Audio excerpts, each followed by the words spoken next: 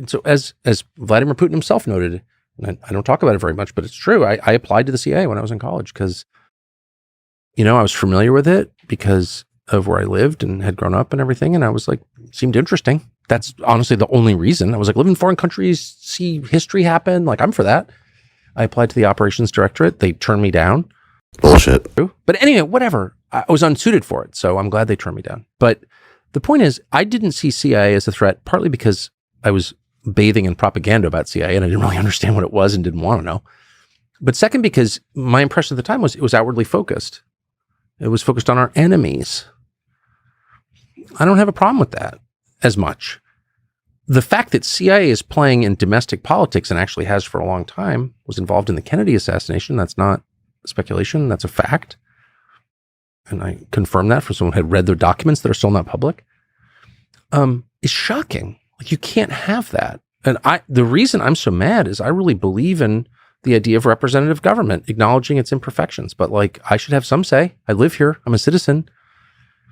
I pay all your freaking taxes. So the fact that they would be tampering with American democracy is so outrageous to me. And I don't know why Morning Joe is not outraged. This parade of dummies, highly credentialed dummies they have on Morning Joe every day, that doesn't bother them at all. How could that not bother you? Why is only Glenn Greenwald mad about it? I mean, it's confirmed. It's not like a fever dream. It's real. They played in the last election domestically. And I guess it shows how dumb I am because they've been doing that for many years. I mean, the guy who took out Mossadegh lived on my street. One of the Roosevelt CIA officer. So, I mean, again, I grew up around this stuff, but I never reached the obvious conclusion, which is that if the U.S. government subverts democracy in other countries in the name of democracy, it will over time subvert democracy in my country. Why wouldn't it? The corruption is like core. It's at the root of it.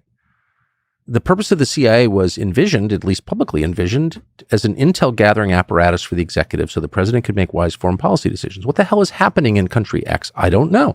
Let me call the agency in charge of finding out. The point wasn't to freaking guarantee the outcome of elections.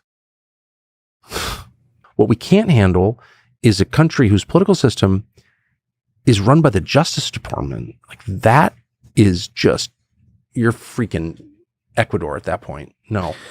So speaking of the Justice Department, CIA and intelligence agencies of that nature, which you've been traveling quite a bit, probably tracked by everybody. Which is the most powerful intelligence agency, do you think?